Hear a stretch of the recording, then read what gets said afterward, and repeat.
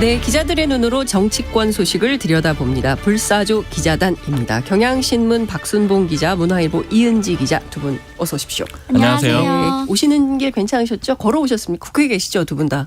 아니 저는 다른 데 있다 왔는데 다른 데 있다 오셨어요? 바람이 많이 불더라고요. 네, 저도 국회에서 오는데 네. 비가 갑자기 쏟아져가지고 네. 다행히 비는 안 맞았습니다. 비가 쏟아지는데 다행히 우산이 있어서. 우산. 예. 저는 또 우리는 모르는 영험한 무슨 기술이 있으신가? 머리가 날렸다고 들어오기 전에 막 고민하더라고요. 그래요? 머리 너무 이상하다고. 아름다우십니다. 네, 바로 들어가겠습니다. 최평과 불사조 기자단인데 오늘은 장윤선과 불사조 기자단으로 기자단 맞죠? 네. 자, 국민의힘 윤재옥 원내대표 선출 뒷얘기를 좀 해봐야 될 것 같은데요. 벌써 지난 7일이었습니다. 윤재옥 의원 당선이 됐는데 영남권의 반란이다. 이런 보도 외에 특별히 눈길을 끄는 건 별로 없었는데 뭐 조금 다른 해석도 있다면서요? 네, 좀 당내에서 나오는 반응들 같은 건데요. 네. 사실은 이제 시작하기 전부터도 그렇게 주목을 많이 받거나 해석이 많이 나오지 않았던 거는 사실은 윤심 논란이 별로 없었기 때문이거든요. 그러니까 용산 쪽에서 별로 개입을 하지 않는 그림, 그리고 이제 그런 것들이 표면적으로 드러나지 않아서 그랬던 거고, 이제 그랬던 이유는 양쪽 모두 크게 선호는 없다. 그리고 좀 비등비등하다. 그래서 수도권 원내대표론이냐 아니면 이제 TK 쪽 원내대표냐 이런 거 가지고 이제 주로 붙었던 건데. 네. 그런데 이제 실제로는 좀 득표수가 차이가 좀 났잖아요. 그렇죠. 원래는 20표 정도, 원래는 네. 박빙일 거라고 예측을 했었는데 표 차이가 좀 많이 났고, 그러고 나니까 이제 국민의힘에서 좀 나오는 얘기들이 있는 거예요. 그러니까 이제 대표적으로는 이제 이게 뭐 장제원 의원이 명확하게 얘기를 하진 않았기 때문에 그렇게 딱 단정지어서 말할 수는 없지만 국민의힘 내부에서 나오는 얘기라고 좀 이해를 해주시면 좋을 것 같은데, 장제원 의원이 김학용 원내대표 후보를 좀 지원을 했다라는 거예요. 지원을 했고, 그리고 이제 국민의힘 내부에서 나오는 얘기는 김학용 원내대표가 되면은 그러면은 김정재 원내수석도 될 거다. 그러니까 이제 일종의 원내수석 내정설 같은 게 있었던 거죠. 김정재 의원하고 장제원 의원 엄청 친하잖아요. 그렇죠. 소문이. 이제 좀 뭐 아주 좀 강한 표현으로는 소위 뭐 장액관이라고도 불리는 장액관. 그 의원 몇 명 중에 한 명이잖아요. 네. 근데 이제 이렇게 됐는데 이제 내부에서 이제 나오는 얘기는 이렇게 장제원 의원이 지원을 해줘서 오히려 표가 좀 안 나온 것 같다. 그러니까 표 차이가 원래는 비등비등하게 나야 되는데, 왜냐하면 이 명분상으로는 수도권 원내대표가 훨씬 더 맞거든요. 총선을 앞두고 대부분 그런 것들을 인정하는 분위기인데, 그런데 이 정도로 좀 표 차이가 났다라는 건 어떤 역반응이 있었던 거고, 그게 이제 장제원 의원이 좀 지원을 하면서 그런 게 아니냐, 이제 이런 해석들이 있고, 네. 그 다음에 요건 역시도 좀 뚜렷한 얘기는 아니지만 이제 김기현 대표는 누굴 밀었느냐 이런 거에 대해서도 좀 관심들이 많거든요. 네. 근데 이거는 누굴 밀었는지 지금 명확하게 드러나 있지는 않지만 좀 인상적인 얘기가 있었던 게 뭐냐면, 이제 금요일에 원내대표 경선이 있었어요. 네. 그리고 이제 그날 점심 때 이 국회 앞에 뭐 해물탕 집이 있는데 거기에 이제 10명 정도 의원들이 모여서 점심 식사를 했는데, 네. 이제 그 중에 그 윤재옥 원내대표가 있었고, 그다음에 박대출 정책위의장, 이철규 사무총장, 네. 그리고 구자근 비서실장이 있고, 그 외에 초선 의원들이 뭐 이용 의원, 배현진 의원 등등해서 한 10명 정도가 같이 식사를 했다는 거예요. 이제 이걸 얘기해 준 사람이 근데 돈을 그 구자근 비서실장이 내더라. 그러니까 대표 비서실장이 돈을 내더라. 그러니까 이 자리도 뭐 대표가 좀 이렇게 지원해 준 거 아니야? 뭐 이런 식으로 이제 얘기를 하는데, 결과적으로 이제 참여했던 의원 한 명한테 물어보니까 네. 그건 아니고 초선 의원들이 모여가지고 원래 점심 식사를 그냥 번개식으로 의총 끝났잖아요. 그래서 네. 번개식으로 하고 나서 그 다음에 근처에 있었던 이제 주요 당직자들이 연락을 해가지고 거기 있으면 잠깐 들르겠다 해서 인사하러 왔다라는 거예요. 근데 어쨌든 이제 이런 식의 해석이 나온다는 데에 좀 초점을 둘 필요가 있는 것 같아요. 그러니까 김기현 대표가 만약에 윤재옥 원내대표를 밀었다라면은 예전으로 다시 돌아가가지고 김장연대라는 말이 처음에 있었잖아요. 네. 처음에 아주 낮은 지지율로 시작했던 김기현 대표가 결국에 당선되는 초기에 그 원동력이 됐었는데, 언제 둘 사이가 좀 멀어질 거냐 내지는 뭐 어떠냐 관계가 이런 것들이 계속 주목이 되는 건데, 이제 요걸 가지고도 혹시 김기현 대표가 윤재옥 원내대표를 밀었고 그다음에 장제원 의원이 김학용 의원을 밀었다면은 이건 둘 사람이 좀 다르게 움직이는 게 아니냐, 이제 이런 해석들이 있다라는 데 좀 더 초점을 둬야 되는 것 같고, 네. 그러니까 이 자리는 그렇게 큰 의미는 있는 것 같진 않아요. 어쨌든 좀 번개식으로 모였다라고 하니까. 그리고 또 이제 장제원 의원에 대해서 또 관심들을 많이 갖고 있는 게, 장제원 의원이 김학용 의원을 밀었다라면은 그 금요일이 원내대표 경선이었고 목요일이 그 부산에서 횟집. 윤석열 대통령하고 네. 횟집하고 사진 찍힌 그날이잖아요. 거기에 보면 또 공교롭게도 나옵니다. 장제원 의원이 딱 에이. 사진이 나타나잖아요. 그렇습니다. 그러니까 이제 이걸 가지고도 이제 당내에서는 장제원 의원이 이제 원내대표 경선에 힘을 쓰고 싶어하는 의지가 반영이 된 게 아니냐. 그러니까 나는 여전히 대통령하고 가깝다. 이제 그런 것들을 보여주는 거다. 혹은 반대로 이제는 좀 멀어졌기 때문에 그런 위기감 때문에 오히려 더욱더 이제 사진에 찍히기 위해서 노력을 했다. 이제 이런 해석들이 좀 나오고 있다. 이런 것들도 좀 보시면 좋을 것 같아요. 사실 좀 이상은 해요. 왜냐하면 그게 그 중앙하고 지역하고 협력 회의를 하는 거기 때문에 시도지사들이 가는 것은 당연한데 장제원 의원 왜 갔지? 뒤풀이만 갔나? 이제 이런 얘기들이 정치권 안에서 나오고 있긴 합니다. 근데 어쨌든 그 원내에서는 일종의 이제 장제원 역풍설 뭐 이런 것들이 나돌고 있다. 앞으로 좀 어떻게 될지 봐야 될 것 같고요. 근데 되게 원내대표가 선출이 되면 곧바로 바로 원내수석 부대표 정하잖아요. 바로 이제 인선절 사실상 미리 정해놓고 하는 경우도 런닝메이트로 이렇게 하는 경우 정책위원장까지 하는데 소식이 없어요. 무슨 좀 백그라운드 얘기가 나오고 있습니까? 네, 일단 원내수석 부대표는 원내대표와 세트라고 하죠. 그렇죠. 그리고 제도는 없어졌지만 말씀하신 것처럼 사실상 런닝메이트인데요.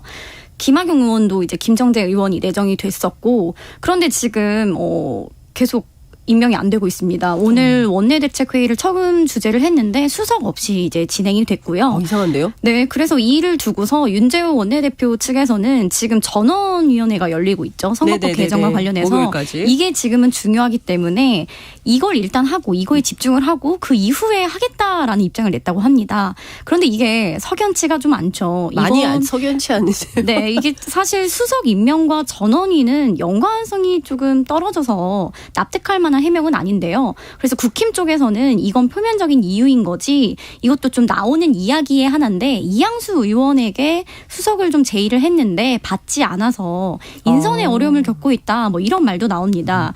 그런데 이제 민주당의 반응이 좀 재밌는데요. 네. 민주당에서는 좀 의도가 있다고 보더라고요. 지금 외교안보 상황을 두고 좀 민주당이 운영위원회, 국방위원회, 뭐 외교통일위원회 뭐 이런 부분을 열자고 주장을 하고 있는데 지금 국힘은 이제 수석이 협상 파트너인데 협상 파트너를 임명하지 않아서 이러한 상임위 여는 걸 좀 회피하려는 것 아니냐 이런 목소리가 좀 나오고 있어요. 아무래도 이 외통위, 운영위, 국방위 이런 현안을 다루는 상임위는 국민의힘 입장에서는 열고 싶지 않을 거 아니에요. 그래서 협조하지 않기 위해서 뭐 일부러 수석을 임명하지 않는 거 아니냐 이런 이야기도 나오고 있습니다. 아니 그 사실이라고 한다면 이거는 진짜 직무유기죠. 국회의원들이 국회에 앉아서 뭐 합니까? 이런 현안이 있을 때 즉각적으로 상임위원회 열어서 무슨 일인지 알아보고 확인하고 국민들께 알려줘야 될 의무가 있는 건데 예컨대 이것 때문이다? 설마 그럴 리는 없겠죠. 뭐 민주당의 주장이라고 좀 생각을 해보겠습니다. 정말 안 그러기를. 일단 민주당은 네. 수석이 좀 더 중요하다고 보는데요. 그렇죠. 윤재호 원내대표가 그 드루킹 특검 추진 당시에 김성태 원내대표는 이제 단식 투쟁을 좀 하고 있었고 맞아요. 실질적인 협상을 당시 수석이었던 윤재호 의원이 했단 말이에요. 근데 결국 관철을 해냈죠. 그만큼 타협 없는 원칙주의자고 좀 유연함보다는 좀 원리 원칙 입각한 스타일이에요. 이분이 경찰대 수석 입학에 수석 졸업을 또 하신 이력도 있고 좀 만만치가 않은 분이라 민주당에서는 아무래도 협상 파트너로서 조금 내어줄 줄 아는 수석이 왔으면 좋겠다.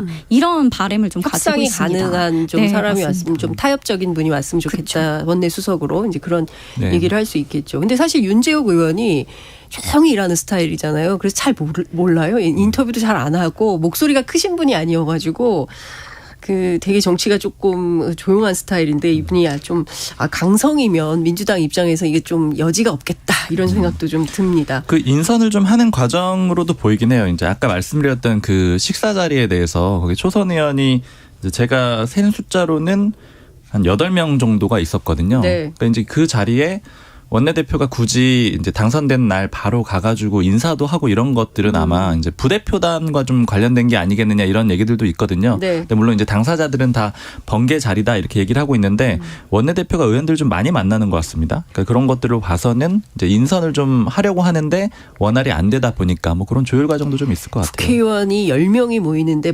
번개다? 자, 근데 그게는 의총날이라서 뭐 가능할 수는 있을 아니, 뭐 것 같아요. 갑시다 뭐 이렇게 해서 갈 수는 어떻게 하다 보니까 10명이 모였다더라 뭐 이럴 수는 있겠지만 다 일정이 많으신 분들이기 때문에 한둘은 몰라도 10명이 번개다. 이건 좀 쉽게 납득되는 것은 아닌 것 같습니다. 그 이낙연 전 민주당 대표 지금 장인상 때문에 한국에 와 있지 않습니까? 생각보다 굉장히 주목을 많이 받고 있습니다. 비명계를 비롯 비롯해서 지금 전반적으로 민주당 내 분위기가 좀 기류가 바뀌고 있습니까? 어떻습니까? 이게 명확히 말씀드리긴 어려운데 네. 일단 이재명 대표의 사법 리스크가 고조될 때마다 이낙연 전 대표의 역할론이 계속 이제 군불대기가 한창 이루어졌었는데 사실 미국에 있는 상황이었고 귀국할 명분도 마땅치가 않아서 그동안 당 내에서는 이제 이 전 대표가 할 수 있는 역할이 많지 않을 거다. 회의론 쪽으로 오히려 돌아서고 있는 분위기였어요. 그런데 이번에 장인상으로 귀국을 했을 때 생각보다 파장이 좀 컸습니다. 의원들이나 기자들도 얘기를 하는 게 이렇게까지 이 전 대표가 좀 극적으로 복귀하는 모양새가 이뤄질 줄 몰랐다. 이런 말을 입을 모으는데요. 이 전 대표가 잠깐 온 것만으로서 그 이재명 대표 체제에 이제 대안이 지금 없잖아요. 그래서 조금 물결이 어느 정도 일고 있는 상황이고요. 그리고 지금 당이 소강 상태예요. 인적 쇄신을 한 이후에 비명계도 친명계도 지금 좀 조용한 상황이죠. 이러한 상황에서 더 이낙연 전 대표의 귀국이 극적으로 비춰졌고요. 빈소에도 비명, 친명, 개파를 떠나서 많은 조문 행렬이 이어졌는데요. 이 전 대표가 앞으로 어떤 역할을 할지 모른다는 기대 혹은 누군가는 불안 이런 것들이 반영된 것 아니냐 이런 해석이 나왔고요. 좀 재밌었던 게 이재명 대표가 조문 일정을 개인 일정으로 할 것이냐 당 일정으로 할 것이냐 이걸 두고 좀 고민을 했다고 합니다. 원래는 이제 지도부와 다 같이 가는 공식 일정으로 할까 논의를 했었는데 어쨌든 현 지도부가 아무래도 친 이재명계 좀 색채가 강하다 보니 우리가 우르르 가는 것보다는 이제 이 대표 개인으로 자격으로 혼자 가는 게 낫겠다. 그래서 혼자 갔다고 하고요. 친명계 중에서 가장 오래 빈소를 지키다 간 분이 박찬대 의원이었다고 합니다. 네, 이 전 대표가 이제 한 일주일 정도 국내에 더 머물다가 미국으로 다시 돌아가는데 그 사이에 NY계 인사들을 만날지 좀 주목이 됩니다. 이게 당장 새를 키우기는 어려워도 4월 말 5월 초 얘기가 나오고 있는 그 원내대표 선거에 NY계인 박광훈 의원이 지금 후보로 뛰고 있는데요. 그러한 선거를 앞두고는 좀 새 결집에 일부 영향을 줄 수 있다 이런 관측이 나옵니다. 들리는 소문으로는 정치권 취재를 좀 해보면 몹시 뭔가를 원하시는 것 같아요. 역할을 총선 역할 반드시 한다라는 얘기가 나와서 어찌됐든 6월 이후에는 그 행보가 본격화될 것 같다는 생각이 좀 드는데 어제죠. 그 NY계의 싱크탱크인 연대와 공생이 토론회를 열었는데 팬덤, 유튜브 무당, 저질 지도자 이런 센 단어들이 굉장히 많이 거론이 됐다고 하는데 왜 이런 말들이 나온 겁니까? 직접 현장 다녀오셨다면서요? 네. 그래서 어제 이 토론회에 갔었는데 이게 NY계 대표적인 NY계 의원인 신경민 전 의원의 발언입니다. 현재 민주당이 저질 지도자와 무당급 유튜버들이 결합해서 당을 좌지우지하고 있다. 이재명 대표 체포동의안 이탈표 사태 이후에 그 외 수박 명단이 돌았었죠. 30명. 여기에 본인 이름도 들어가 있는데 본인은 현역 의원이 아니어서 투표를 할 수도 없다. 그래서 이런 가짜 뉴스를 양산해내는 게 이러한 저질 정치 지도자와 무당급 유튜버들이 결탁한 결과다. 이게 사실상 이제 강성 지지층인 개딸과 이 대표를 겨냥한 것 아니냐 이런 해석이 나왔는데요. 그런데 이게 이낙연 전 대표의 귀국과 좀 무관하지 않다고 보는 해석이 아무래도 좀 힘을 받게 됐잖아요. 그 이낙연 전 대표가 오면서 이 영공이란 토론에도. 네. 그래서 발언도 좀 수위가 세진 것 같고요. 이 토론회는 사실 한 달 전에 잡힌 일정입니다. 이 공교롭게도 이제 시기가 맞물렸는데 이낙연 전 대표의 빈소 정치라고 해야 할까요? 이 연대와 공생 토론회 하루 전날 그 빈소에서 이 영공 소속 인사들이 이 전 대표와 아침 일찍 티타임을 가졌다고 합니다. 그래서 내일 이렇게 토론회를 열 계획이다. 그리고 공교롭게도 그 주제가 팬덤 정치였어요. 아하. 그래서 이 전 대표가 이게 학문적인 탁상 공론에 그쳐서는 안 되고 현실 정치를 진단하고 대안을 제시해야 한다라고 좀 조언을 했다고 합니다. 그래서 아무래도 이런 발언들도 좀 언론에서 주목할 수밖에 없는 부분인 거죠. 그렇군요. 어찌됐든 좀 개파가 다 존재를 하는 거고요. 그 안에서 건강한 토론이 있으면 좋은데 이렇게 거친 말들이 오가고 저는 수박 이런 말들은 좀 그만 나왔으면 좋겠다는 생각도 좀 듭니다. 상대를 공격할 때도 좀 품격을 갖춰야 국민들로부터 지지받는 정치가 될 수 있을 텐데 그게 아니고 서로 힐난만 하면 되겠습니까? 이런 생각이 좀 듭니다. 자, 민주당 이낙연 전 대표 얘기를 좀 해봤고요. 이번엔 국민의힘 김기현 대표 얘기를 좀 해보려고 하는데요. 어제 특정 직업군 대거 공천설은 근거가 없는 괴담이다. 이게 검사 공천 얘기하는 것 같은데 절대 그럴 일은 없을 거다. 그런가요? 실제 이게 좀 김기현 대표 심중을 좀 드러낸 그런 발언이다라고 해석해도 될까요?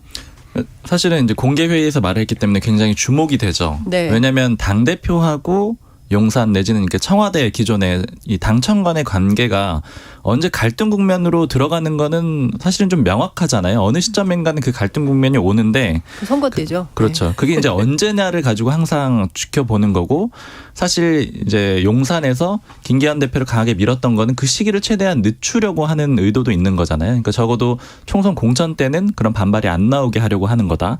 그렇기 때문에 김기현 대표가 공천 얘기를 한 거는 굉장히 좀 주목이 되는 내용이라서 네. 좀 이제 그쪽에 좀 물어봤습니다. 이게 특정 직업군이라는 거 결국 이제 검사를 대거 공천할 수는 없다. 수십 명 공천할 수는 없다. 이런 얘기인데 그럼 요건 혹시 좀 이제는 어떤 좀 존재감을 드러내려고 하는 거냐. 이제 이런 것들을 물어봤는데 이제 하는 얘기는 그런 거는 아니고 굉장히 원론적인 얘기를 한 거라는 거예요. 그러니까 이게 근거 없는 얘기로 여론이 안 좋아지는 걸 막겠다라는 그런 취지라는 건데 이제 설명하는 건 이런 겁니다.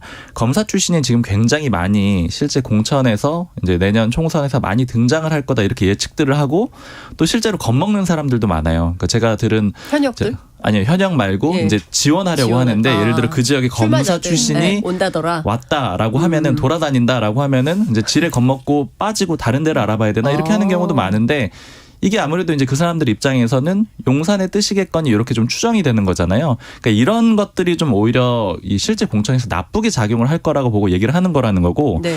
이제 근거가 없다라고 하는 얘기는 뭐냐면은 수십 명이 안 나온다라는 거예요. 절대로. 그러니까 예를 들자면은 지금 당장 이제 한동훈 장관 같은 경우에도 이제 나올지 안 나올지 뭐 장담을 할 수가 없는 거고 뭐 주진우 비서관 정도는 좀 나올 가능성이 높다 이렇게들 좀 예측을 하고 그다음에 이원모 비서관도 좀 안 나올 가능성이 높다라고 좀 얘기들을 하고 있거든요. 이렇게 하면 굉장히 상징적인 인물들 중에서 몇 명밖에 안 나올 거고 그리고 나서 이제 굳이 검사 출신이라고 할 수 있는 사람들은 예를 들자면 뭐 원희룡 장관 그러니까 이제 검사 출신이기는 하지만 그게 지금 윤석열 정부에서 만들어내는 어떤 검사 출신이라고 보기 어려운 인물들 있잖아요. 예를 들자면 또 뭐 권영세 장관 네. 역시 검사 출신이긴 하지만 그 사이에 정치를 오래 정치도 했고요. 오래 한 분들. 그렇죠. 그러니까 이런 사람들을 그럼 검사 출신으로 볼 거냐. 그렇게 따져봤을 때 이런 사람들 다 빼면은 특정 직군에서 10명 나오기 굉장히 어렵다. 그러니까 이거는 사실은 맞지 않는 얘기이기 때문에 그렇다.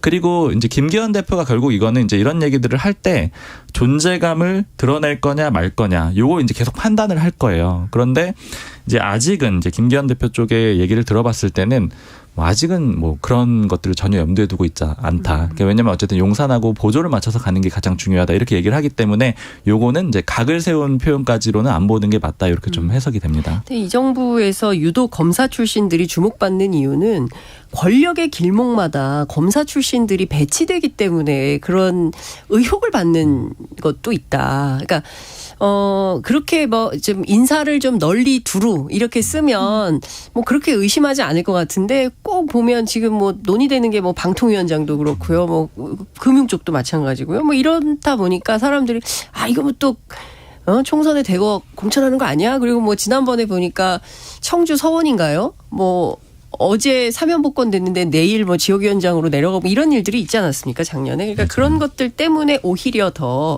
논란이 좀 확산되는 이런 측면도 있어 보인다. 그러니까 사실 이제 용산 쪽에서 많이 그런 얘기를 이제 하게 되면은 네.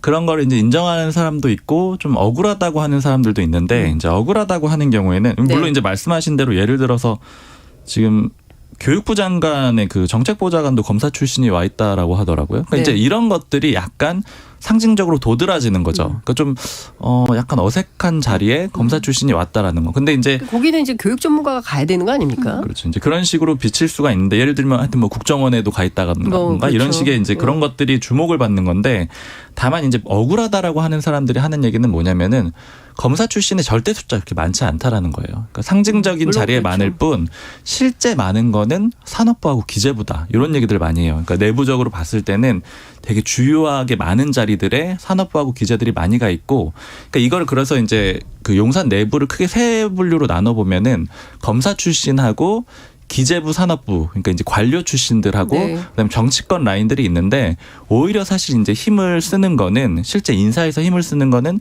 산업부 기재부 쪽이 많다. 그리고 엘리트 관료 출신들이 그렇죠. 더 많다. 그런데 이제 물론 아주 코어 그룹은 검찰 출신이긴 하지만 인사에서 그런 건 좀 억울하다. 그러니까 결국 이제 이런 것들이 이제 예를 들자면 언론이 너무 많이 부각하는 거 아니냐 이런 억울함도 얘기를 하는 겁니다. 이제 말씀하신 대로 근데 이제 주요 자리에 많이 가 있는 건 또 사실이죠. 그러니까요. 어찌됐든 뭐 이제 총선 1년 앞으로 다가왔는데요. 뭐 그 사이에 어떤 일들이 벌어지는지 뭐 잘 살펴보죠. 지금 이 문제가 정말 일파만파 계속 커지고 있는 겁니다. 지금 국가안보실 도청 파문.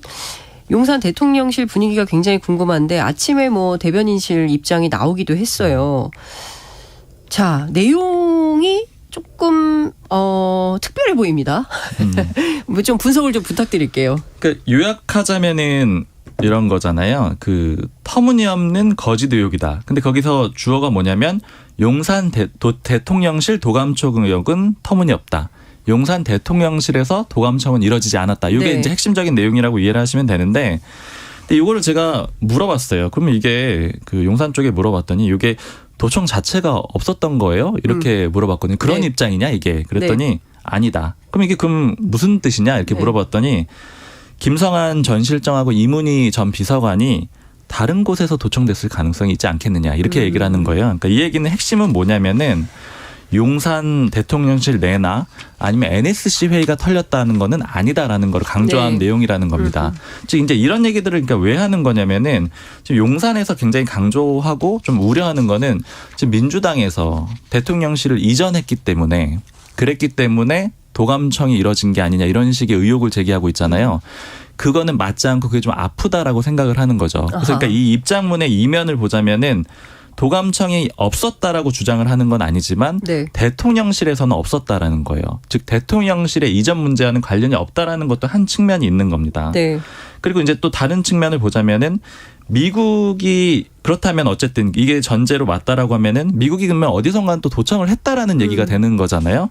거기에 대해서는 언급하지 않은 거다. 즉 이건 이제 그 일종의 한미 정상회담도 앞두고 있고 그런 문제에 대해서 언급하기가 어렵기 때문에 얘기를 안 하는 거다. 네. 근데 다만 이렇게 자신 있게 용산 대통령실에서 없다라고 얘기를 할 수 있다라는 거는 네. 어쨌든 미국과 협의가 끝난다라는 걸 좀 보여주는 거다. 이제 이런 정도로 얘기를 하더라고요. 그러니까 스탠스가 비슷해요. 어제 그 미국 백악관 뭐 국무부 브리핑 내용이나 우리 정부나 똑같아요. 철통이란 단어가 계속 나오면서 한미 동맹을 굉장히 강조를 좀 많이 하고 있습니다. 근데 중요한 거는 이제 양국 뭐 국방장관 사이에 해당 문건의 상당수가 위조됐다는 사실에 견해가 일치했다라고 얘기하는데 사실 우리 앞서 이제 말씀해 주신 내용을 종합해 보면 김성환 안보실장, 이문희 외교비서관 그리고 뭐 임기훈 국방비서관 뭐 이런 분들이 이제 함께 얘기한 게 전화냐 뭐냐 뭘로 도청을 했냐 어디서 했냐 뭐 조선일보 같은 경우에는 제3의 구역에서 주고받는 내용을 디지털 해킹했을 가능성이 있다 뭐 이런 주장까지 하고 있는 거 아닙니까? 그러니까 지금 중요한 것은 대통령실 말고 딴 데서 했을 가능성이 있다. 그러면 이걸 어떻게 했냐? 시긴트라고 NIT는 쓰고 있는데 시긴트 말고 뭐 휴민트 아니면 영상 정보 기타 등등 여러 가지 정보들을 종합해서 분석했을 가능성 이런 얘기를 하고 있다는 거예요. 근데 제가 보기에는 중요한 포인트는 만약에 이걸 사실로 확인하기도 굉장히 어렵지 않습니까? 그러면 이런 일이 있다면 강력한 유감을 먼저 표명을 하고 그다음에 사실관계를 좀 확인해보고 이런 절차로 가야 되는 것은 아닌지라는 생각이 좀 드네요. 지금 보면 대통령실이 굉장히 강경한 입장을 계속 피력을 하면서 특정 세력 개입 가능성 이것도 얘기를 하고 있습니다. 그리고 청와대보다 용산이 훨씬 더 보안이 낮다 이런 주장을 하고 있는데요. 관련해서 민주당은 어떤 입장입니까? 네, 먼저 그 앞전에 오늘 대통령실에서 나온 입장을 두고도 민주당은 바이든 그 날리면 네. 그때와 똑같은 패턴이라고 말을 하는데요. 오늘 대통령실 해명을 보면 야당이나 언론이 제기한 내용은 다 조작이고 그다음에 민주당이 이제 이런 식으로 국익 자해 행위를 하고 있다라는 말도 포함이 됐거든요. 그래서 이런 부분을 또 야당을 저격을 한 거잖아요. 그래서 외교도 발목 잡는 야당 탓.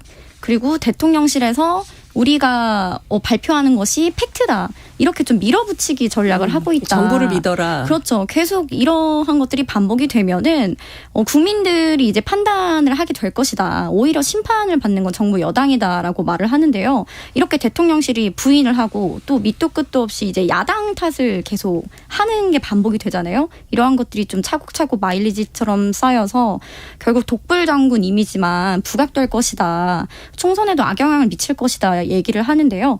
민주당은 일단 원내에서 아까도 말씀드렸듯이 관련 상임위 빨리 열어서 이슈를 키워가겠다는 구상이고요.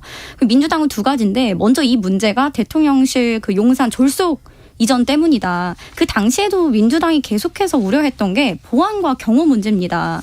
방탄도 안 되고 뭐 주변 도감청으로부터 자유롭지 않기 때문에 그게 굉장히 위험하기 때문에 그런 우려들을 계속해서 제기했는데 실현이 된 것 아니냐. 그리고 두 번째는 외교를 임하는 자세가 저자세라는 거죠. 이런 일이 일어났으면 당연히 진상 규명과 사과를 촉구해야 되는데 그러한 것들이 좀 없잖아요. 그래서 이러한 가운데 오늘 오후에 이재명 대표가 외신기자클럽 초청 간담회를 합니다.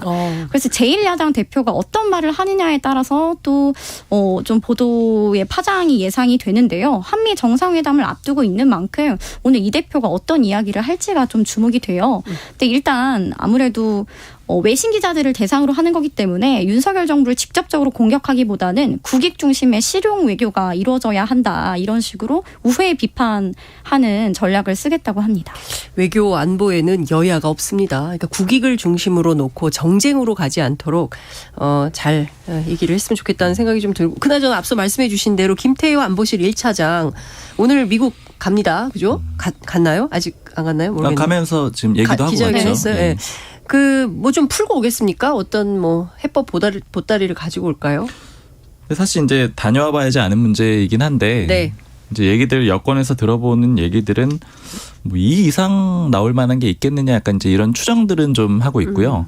이제 그보다 좀 제가 집중해서 보는 거는 예전보다 요번에 이제 외교 이슈에 대해서 자신감은 좀 용산 쪽에 많이 떨어진 것 같아요. 그러니까 옛날에 이 한일 정상회담 하기 전까지만 해도 한 가지 정도의 기대가 있었어요. 그러니까 일본이 좀 예상외 좀 성의 같은 걸 보여줄 수가 있고 더 궁극적으로는 이제 미국하고 푸는 문제들이니까 미국에서 많은 선물 보따리 같은 게 나올 거다 이렇게 좀 추정을 하면서 정상회담 이후에는 좀 여론이라든가 이런 게 긍정적으로 바뀔 거다 이렇게 추정들을 했었는데 요즘 분위기는 이제 미국이 너무 자국 우선주의가 강하다라는 거예요. 그러니까 결국에 이제 그런 우리가 말이 용산에서 나옵니까? 그런 얘기들도 하죠. 그래서 이게 그러니까 이제 이거는 뭐 그 코어들이 하는 얘기는 아니고 이제 주변 사람들이 하는 얘기들인데 그러니까 결국 이런 분위기들 때문에 네. 실제로 어떤 경제적인 성과를 가져와야지 이제 국민들이 좀 납득을 하거나 여론이 환기가 될 수가 있잖아요. 네. 근데 지금 미국이 모든 걸 다 자기 나라로 끌어오려고 하는 그런 상황이라서 경제적인 걸 쉽게 내줄 것 같지 않다라는 거예요. 그러니까 결국에는 이제 국빈 초청, 그러니까 기존에 했던 것 정도에서 마무리가 될 거라고 보기 때문에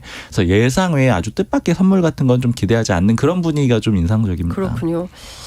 많이 안타깝습니다. 시간이 많지 않아서 그래도 짧게 30초씩 여쭤보고 싶은 게 있습니다. 목요일까지 선거제도 개편 관련해서 지금 전원위원회 열리고 있는데요. 분위기 어떻습니까? 됩니까? 개편이 됩니까? 이은지 기자님부터 말씀을 왜 웃으십니까? 사실 뭐 기자들이나 정치권이나 항상 이 선거제 개편 문제가 나오면 중이 제 머리를 깎겠느냐. 아무리 백인이 참여를 하는 거지만 사공이 많으면 뭐 배가 산으로 간다는 말도 있잖아요. 안 그래도 이 어려운 문제를 100명이 참여를 한다고 풀리겠느냐. 그래서 일각에서는 이제 비례대표 숫자만 조금 늘리는 방향, 이제 소선거구제를 유지하는 방향으로 되지 않을까 그런 관측이 우세합니다. 그러니까 전원위가 이제 원래는 다 나와가지고 그냥 백가쟁명식으로 다 토론해보자라는 건데 지금 네. 국민의힘 쪽은 그게 유효하진 않아요. 왜냐면은 가이드라인이 지금 2개가 나와 있잖아요. 윤 대통령이 중대선거구제를 얘기했고 그다음에 김기현 대표가 의원 정수 줄이겠다라는 얘기를 했잖아요. 가이드라인이 나와 있는데 의원들이 나와서 편하게 얘기할 수 있는 그런 분위기가 아닌 거고 그것 때문에 애초에 전원위원회 처음에 의원들 모집할 때도 숫자가 좀 빨리 안 모였던 거거든요. 그러니까 요거는 사실은 약간 요식행위에 가깝게 될 수 있고 어쨌든 그런데 이제 비례위성정당 같은 거 바꿔야 되잖아요. 네. 그러니까 그런 것들은 고쳐질 텐데 조금 더 시간이 지나서 아마 정리가 될 것 같습니다. 그렇군요. 오늘도 너무 내밀한 정치권의 소식을 잘 들었습니다. 국회가 어떻게 돌아가는지 막 그림이 그려지는 두 분 소식 정말 감사합니다. 잘 들었습니다. 감사합니다. 감사합니다. 감사합니다. 네.